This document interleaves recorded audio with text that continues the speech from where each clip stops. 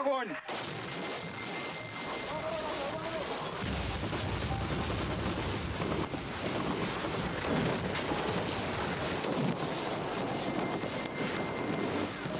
You're a farmer from a small village in the mountains of Afghanistan. 3 days ago, Soviet helicopters landed in your valley and soldiers swept through your home, searching for weapons and fighters. Your neighbors were killed. Your mosque was shelled. Now you're hiding in an ancient irrigation tunnel with an RPG-7 and 5 other men, waiting for the next Soviet convoy to come down the mountain road. You have no military training, no uniform, no air support. But you're about to teach the world's second most powerful military a lesson they'll never forget. This is the dark story of how the Mujahideen Afghan fighters turned asymmetric warfare into an art form and ultimately forced a superpower to withdraw and defeat.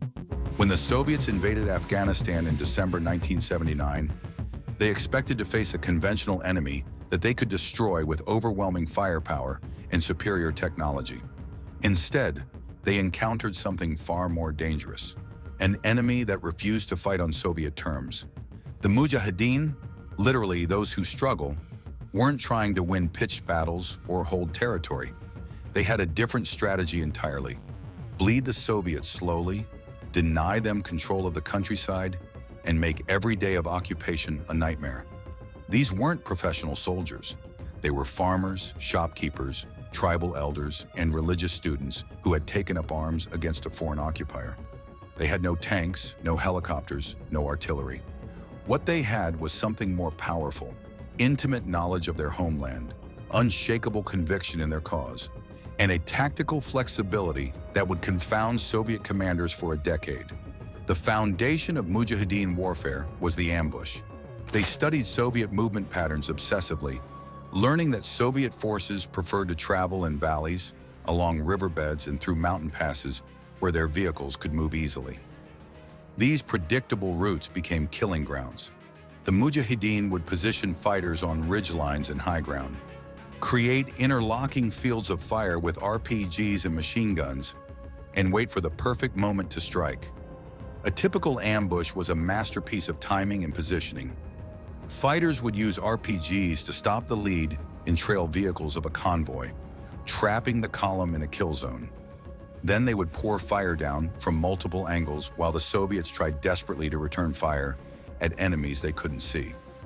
As one Soviet officer noted after such an attack, "The enemy suddenly opened up on us with heavy fire from hill number 2. They had suppressed practically the entire company. But the secret weapon of the Mujahideen wasn't their RPGs or AK-47s. It was Afghanistan's ancient irrigation system called TERRORIZED. These underground tunnels, built centuries ago to carry water across the desert, became the Mujahideen's highway to invisibility. Soviet forces would sweep through villages, finding them empty, never realizing that dozens of fighters were hiding just beneath their feet. The tunnel system allowed for tactics that seemed almost supernatural to the Soviets. Mujahideen fighters would let Soviet troops occupy a village, then emerge from tunnel exits behind them to attack from unexpected directions. They could disappear underground during airstrikes and artillery barrages, then reappear to continue fighting once the bombardment ended. As Soviet reports frequently noted, the Mujahideen used the system of TERRORIZED to successfully break contact and withdraw. There was no thought of conducting a pursuit. The psychological dimension of their warfare was equally sophisticated. Mujahideen commanders understood that the key to defeating a superior force was to control when and where fighting occurred. They used deception constantly: dummy positions, decoy fighters, and false retreats to lure Soviet units into traps. In one documented case, a small group of Mujahideen opened fire on a Soviet patrol, then retreated into a draw where the rest of their force was waiting in ambush. The pursuing Soviets were surrounded and destroyed. This hit-and-fade approach drove Soviet commanders to distraction. They would plan elaborate operations to surround and destroy Mujahideen forces, only to find empty villages and abandoned positions.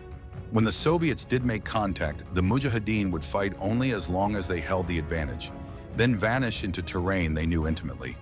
As one frustrated Soviet report noted, "We swept the area, but the Mujahideen had abandoned the city. All we found were antique weapons and empty compounds."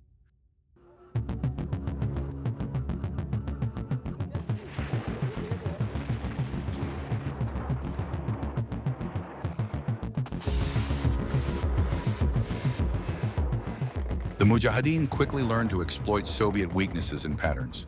Soviet forces were creatures of habit, using the same routes, the same tactics, and the same timetables repeatedly. The Mujahideen developed extensive intelligence networks, often including sympathetic Afghan army soldiers and police who would warn of upcoming operations. As Soviet documents reveal, due to the security leaks during the course of preparation for the operation, some combat missions had to be amplified and changed. Mine warfare became another Mujahideen specialty. They planted command-detonated mines and improvised explosive devices on roads the Soviets used regularly, often moving Soviet mine markers to trick troops into walking into their own devices. Mines weren't just weapons. They were tools for controlling the battlefield, used to initiate ambushes or delay convoys while fighters moved into position. When Soviet helicopters became the dominant weapon on the battlefield, the Mujahideen adapted their tactics accordingly. They learned to target helicopters during their most vulnerable moments, landing, taking off, or hovering to drop supplies. They would position RPG teams at multiple elevations, letting the first helicopter pass unmolested, then engaging the second when pilots were focused on their mission rather than watching for threats. The Mujahideen studied Soviet helicopter tactics obsessively. They noticed that pilots often flew the same routes and used the same landing zones repeatedly. They learned to camouflage firing positions with brush and rocks, to operate from multi-level compounds where they could fire and then disappear, and to time their attacks for maximum effect. In one documented engagement, Mujahideen fighters spent 2 days hiding in spider holes, waiting for the next helicopter patrol. When it came, they destroyed a Mi-24 gunship with concentrated RPG fire from 3 angles, then stripped the wreck and vanished before Soviet search teams arrived. Terrain was their greatest ally. The Mujahideen avoided open spaces where Soviet firepower could be brought to bear, instead fighting from cover-rich environments like grape fields, irrigation ditches, and rock outcrops. They built fortified positions in caves and bunkers, with multiple firing points and escape routes. They used high ground, cliffs, and ridgelines to create kill zones where Soviet forces were forced to attack uphill against concealed defenders. But perhaps their greatest tactical innovation was their intelligence network. The Mujahideen seemed to know about Soviet operations before they happened. Village elders, shopkeepers, and even Afghan government employees provided information about Soviet plans and movements. This intelligence advantage meant that by the time Soviet forces arrived at their target, the Mujahideen were either gone or waiting in prepared ambush positions. The Mujahideen evolved rapidly as the war progressed. Early in the conflict, they were often poorly coordinated and equipped with obsolete weapons. But as foreign support increased and experienced fighters trained new recruits, their operations became increasingly sophisticated. They developed better fire discipline, more complex tactics, and improved coordination between different groups. The introduction of advanced weapon systems, particularly American-supplied Stinger surface-to-air missiles, revolutionized Mujahideen capabilities. Suddenly, Soviet helicopters, the backbone of their tactical mobility, became vulnerable targets rather than untouchable weapons platforms. The psychological effect was enormous. Soviet pilots who had previously flown with impunity now had to worry about shoulder-fired missiles that could reach them anywhere in the sky. The human cost of this resistance was staggering. Mujahideen fighters faced an enemy with overwhelming technological superiority, constant air surveillance, and unlimited ammunition. They fought knowing that capture often meant torture and execution, that their families might be targeted for reprisal, and that their villages could be destroyed in retaliation for their activities. Yet they persisted because they were fighting for something larger than military objectives. This was a war for their homeland, their religion, and their way of life. The conviction that drove them was captured in their name itself: Mujahideen, those who struggle in the path of God. This wasn't just resistance, it was holy war against foreign occupation. The Mujahideen understood something that the Soviets never fully grasped. In guerrilla warfare, the guerrilla wins by not losing, while the conventional force loses by not winning quickly. Every day the Soviets remained in Afghanistan without achieving decisive victory was a day the Mujahideen succeeded. Every Soviet casualty, every destroyed vehicle, every abandoned operation was a victory for the resistance. Their tactics forced the Soviets to spread their forces across hundreds of isolated outposts and convoys, making them vulnerable to attack everywhere and secure nowhere. Soviet forces could win every tactical engagement, but still lose the strategic war because they could never eliminate the source of resistance, the Afghan people themselves. The Mujahideen's greatest strength was their adaptability. When the Soviets changed tactics, the Mujahideen changed too.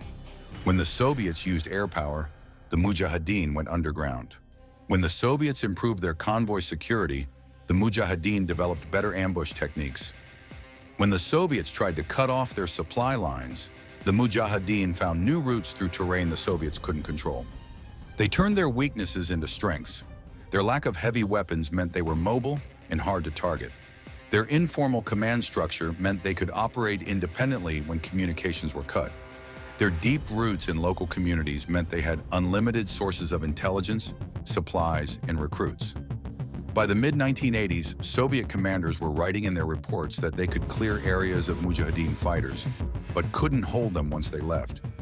As one analysis noted, at the end of 3 days, the force blasted its way through 14 kilometers of vegetation and owned it until they left. Then the Mujahideen came back. The Mujahideen had turned Afghanistan into quicksand. The harder the Soviets struggled, the deeper they sank. The war became a contest of will rather than firepower. The Soviets had superior technology, training, and resources, but they were fighting for political objectives thousands of miles from home. The Mujahideen were fighting for their survival on their own soil. When the Soviet Union finally withdrew in 1989, it wasn't because they had been militarily defeated in any conventional sense. They left because the cost of staying had become unbearable. The Mujahideen victory wasn't achieved through brilliant generalship or advanced technology. It was won through persistence, adaptability, and an unbreakable commitment to resistance. They proved that a determined population fighting on its home ground could defeat even a superpower if they were willing to pay the price in blood and suffering. Their tactics, the use of improvised explosive devices, hit-and-run attacks, intelligence networks, and asymmetric warfare, became the template for insurgencies around the world. From Iraq to Syria to other conflicts, the lessons learned in Afghanistan's mountains and valleys echo through modern warfare. The Soviet withdrawal from Afghanistan in February 1989 marked the end of a decade-long conflict that cost an estimated 15,000 Soviet lives and over 1 million Afghan casualties. The war contributed to the economic strain that helped bring about the collapse of the Soviet Union 2 years later. After the Soviet departure, Afghanistan descended into civil war as various Mujahideen factions fought each other for control. Many of the same tactics and weapons that had been used against the Soviets were now turned against fellow Afghans. The country that had successfully resisted a superpower could not find peace within itself. The Mujahideen victory came at an enormous cost, not just in lives, but in the destruction of Afghan society and infrastructure. The war transformed Afghanistan from a developing nation into one of the world's poorest countries, with consequences that continue today.